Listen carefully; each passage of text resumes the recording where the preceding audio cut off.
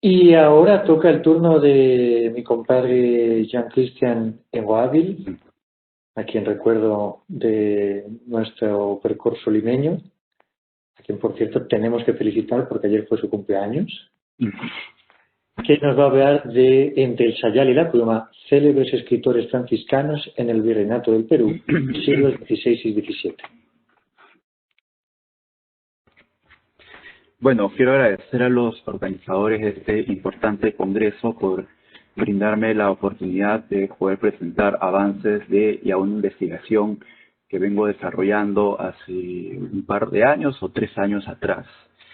Bien, eh,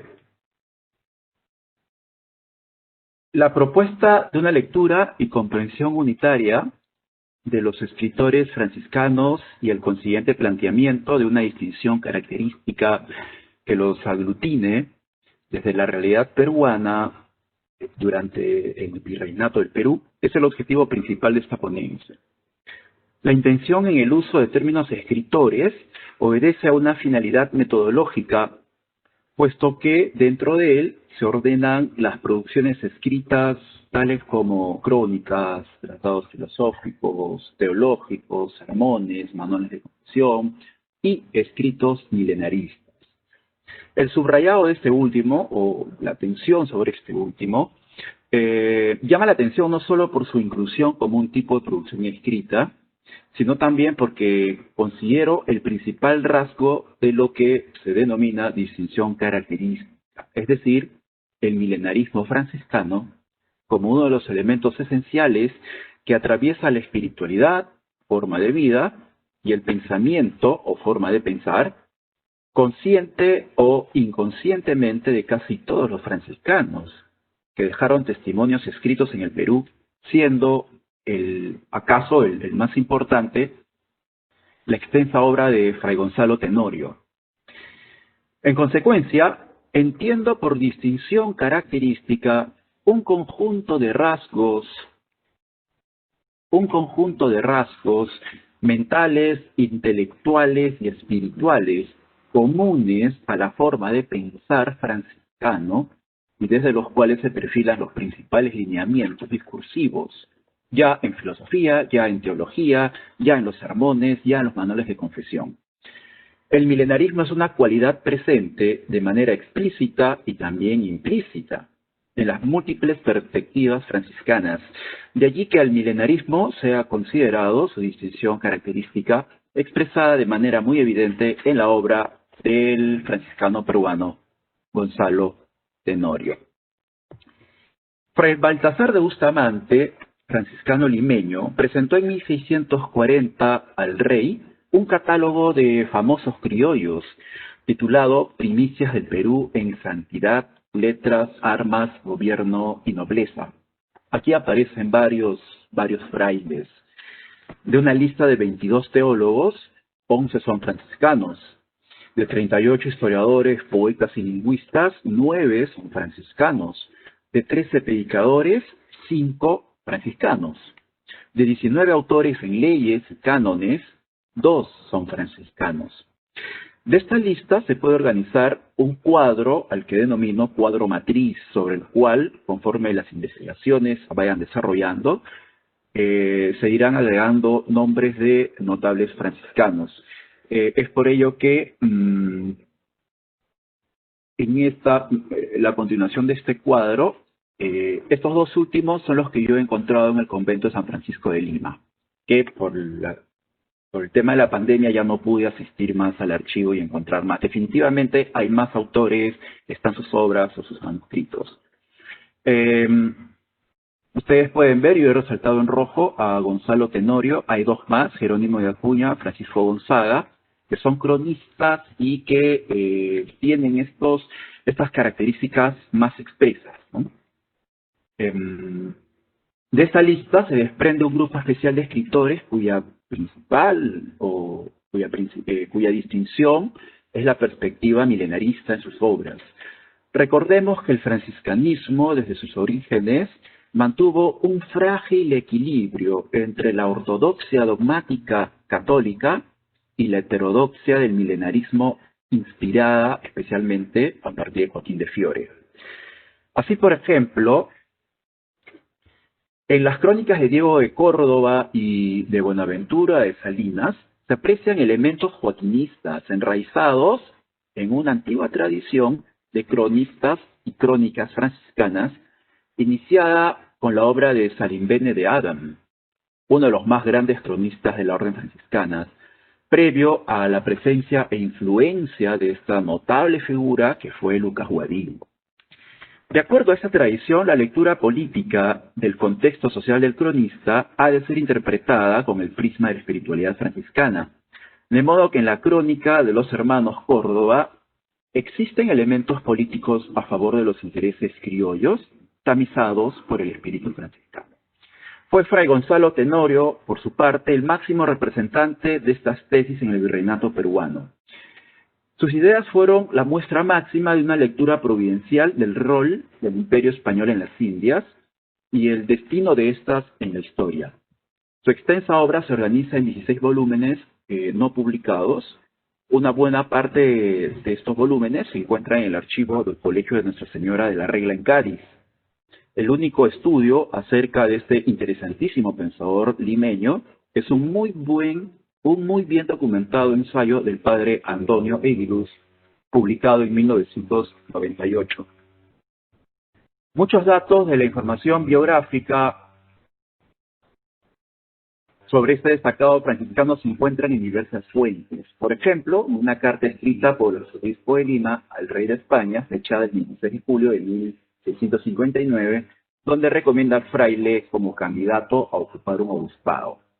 En esta descripción se aprecia que fue un personaje altamente estimado y que formó parte de una famosa misión hacia la selva, liderada por el padre José Tamayo. Viajó a España en 1663 a defender sus novedades teológicas en la Universidad de Salamanca y 20 años más tarde, en 1683, murió convencido de que sus argumentos teológicos terminaron por concretar la causa del dogma de la Inmaculada Concepción. En sus obras, Gonzalo Tenorio, que sobre todo en el primer tomo al cual yo tuve acceso, Fray Gonzalo Tenorio insiste en que solo una mínima parte de los pueblos han abrazado el cristianismo. Lugares como Japón, Etiopía, etcétera, son paganos. Los griegos son cismáticos, los suecos persiguen a los católicos, los franceses están divididos, los ingleses rechazan al Papa, los alemanes son herejes y los españoles caminan hacia el desastre. El lamento de Tenorio es evidente. Oh, queridísima España, dice, que en otros tiempos eras el terror de todos los enemigos, fortaleza de la Iglesia y señora de las naciones, como te presentas ahora tan vil que no eres capaz ni de resistir a los salteadores que no lo son de oficio y te asolan por doquier. De ahí que Tenorio describe los esfuerzos de los enemigos de España para rodearla, desprestigiarla y dañarla. Ante esta calamitosa situación, se replantea la misión de España, de los españoles y sobre todo de los indianos, en un contexto donde ambas sociedades se han contaminado del pecado y de la avaricia. Por tanto, es necesaria la expiación de sus culpas. Dice el fraile: esta envidia dio comienzo en tiempos de Fernando, al unificar tantos reinos bajo la corona de los reyes de España, pero llegó al máximo en tiempo de Felipe IV. Lo vimos ya el año 1624. Los pueblos trazaron contra él vanos planes, a saber, los pueblos de Holanda y Bélgica, siendo herejes y rebeldes en la fe, no quisieron que reinara sobre ellos su príncipe natural, y enviaron una numerosa y bien abastecida flota al reino del Perú para desbaratar allí su poder, si les hubiera sido posible invadir aquel reino que es el nervio de esta monarquía. Y así existen a lo largo de su texto muchas frases muy sentidas y siempre este aspecto milenario, este aspecto providencial, este aspecto de misión, siendo los franciscanos los mediadores de esta misión de los reyes católicos. La pluma de este franciscano dibuja un nuevo cuadro de luz y esplendor para sugerir la idea de una monarquía universal, que se orientará e inspirará la política de España, la idea total del reinado escatológico, guiado por un providencialismo y un milenarismo destinado a los reyes por medio de los franciscanos.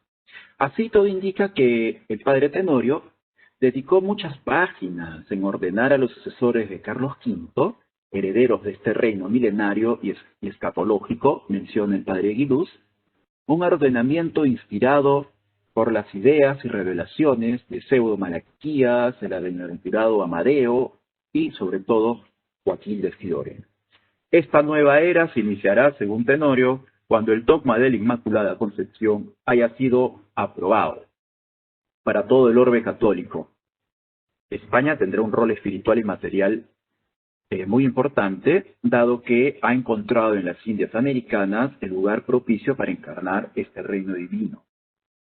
En consecuencia, nuestro autor propone un programa de acción incluso político inspirado en pasajes bíblicos: la unidad de los príncipes cristianos, la reconquista de los santos lugares, la predicación del evangelio en todo el mundo, misioneros que ya no necesariamente vienen de España, sino que ya salen de las Indias hacia toda parte del mundo. El rey de España debe encabezar este programa, cuyo resultado final será la implantación de la monarquía católica universal. Una vez terminada, dice el fraile limeño, una vez terminada la hora 11, enviará el Señor al Hijo de la Perdición, no para que destruya la iglesia, sino para purificarla en el fuego de la tribulación y pruebe a los justos como al oro en el crisol. En suma, para terminar ya mi comunicación, la forma de vida representada metafóricamente en el sayal y la forma de pensar en la pluma franciscanas comparten una distinción que las caracteriza con respecto a las otras formas de vida religiosa. Esta distinción es la perspectiva milenaria de su misión. El desarrollo espiritual e intelectual de los franciscanos en el Perú no fue la excepción, sino más bien ellos consideraron el contexto adecuado para llevar a cabo sus ideas providencialistas. De allí que la mayoría de escritores hayan compartido estos ideales, siendo Fray Gonzalo uno de los más importantes representantes, estando a la altura de la obra de otro insigne intelectual y milenarista franciscano, Fray Jerónimo de Mendieta, autor de la Historia Eclesiástica Indiana, esta gran obra. Como tal, la obra de Tenorio merece en algún momento ser editada y publicada. Muchas gracias.